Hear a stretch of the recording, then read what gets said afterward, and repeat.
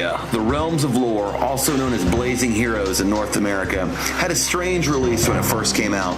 This game was actually originally released as Mystaria, the Realms of Lore, and I remember seeing it in stores and thinking, wow, this game looks really cool, I'll get it when it gets cheaper. And then it kind of disappeared off the shelf, and due to legal reasons, they had to actually change the name to Blazing Heroes, which is a pretty badass name in my opinion. Blazing Heroes, they should totally touch on that. It's part of the Riglord Saga in Japan, which is a tactical role-playing game for the Sega Saturn. And the graphics are all pre-rendered sprites with polygonal backgrounds. I really kind of like this game, but it's a little bit tedious as far as the gameplay is concerned because the battles are kind of like Shining Force. If you think about it, you move the characters over these little squares basically and align them with enemies, and you attack them with whatever attack you want to do, or if you want to heal or defend, you can do all these things, and your characters level up and their skills, level up in real time, so you can learn new skills in battles. And that is actually one of my problems with the game.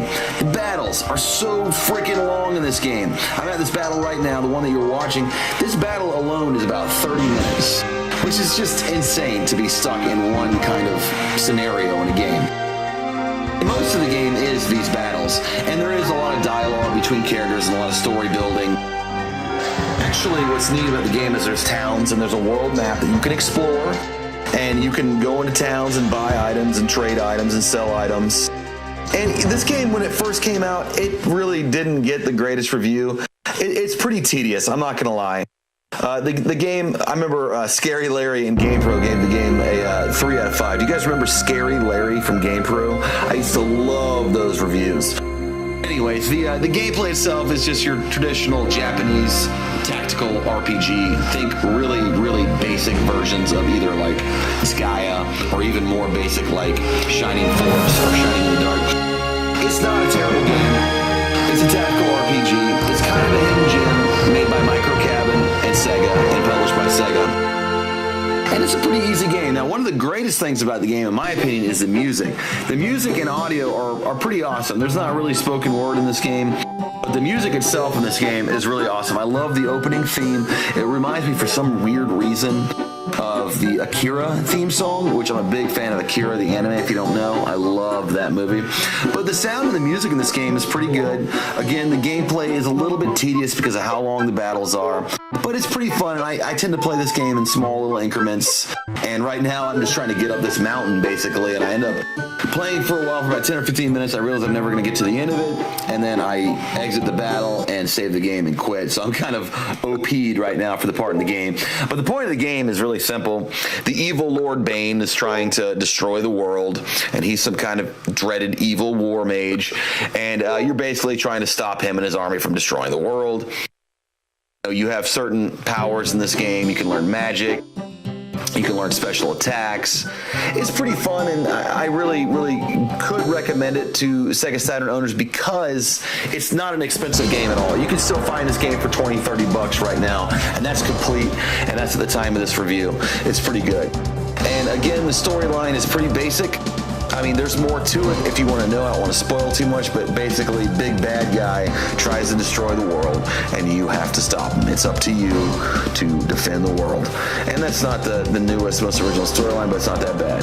So the storyline is what it is. The graphics, I'm going to say the graphics didn't age very well. They're those pre-rendered graphics, and I think that they look cool, but the CGI intro is pretty rough.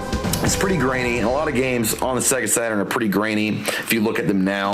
Like, I'm playing this game through S-Video, and it looks pretty grainy, I'm not gonna lie, but I still like the game. It's still fun. The music's great. The gameplay is very playable, if not a little bit tedious, a little bit slow. And I mean, I would recommend this game only because it's pretty affordable and it's a pretty fun little game.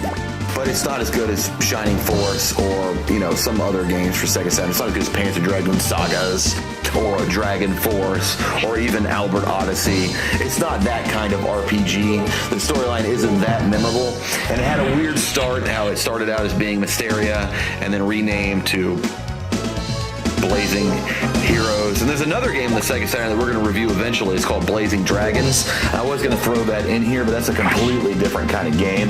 I just kind of wanted to talk about it. But what's weird about this game is there's not a lot on it on the internet. It did not do very well. It did not sell very well. It's kind of a hidden gem. So I would definitely recommend you guys go out and check this game out. It's available in PAL regions, available in American, available in English. It's a good game. It has some weird translation issues you'll see with the dialogue. None of the characters are overly memorable. Like the whole time I've played this game, I've never really grown any level of attachment with like the main character or any of the side characters.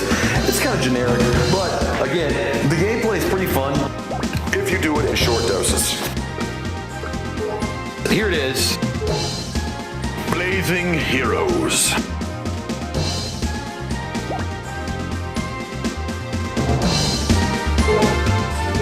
Yep, you guessed it. It's a tactical RPG. Not real-time, turn-based. It's not Warcraft or Starcraft or, a game like that. Again, it's tactical, it's turn-based. You attack, you do all of your attacks, and then it's the enemy's turn, then they do all their attacks. Sometimes you counter-attack, sometimes you don't, it just depends.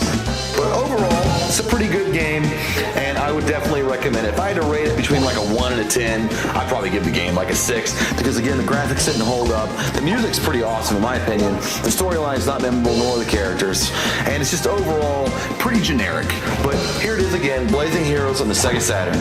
And I appreciate everybody for watching my video, and I'll be back with new Game Glyph videos soon.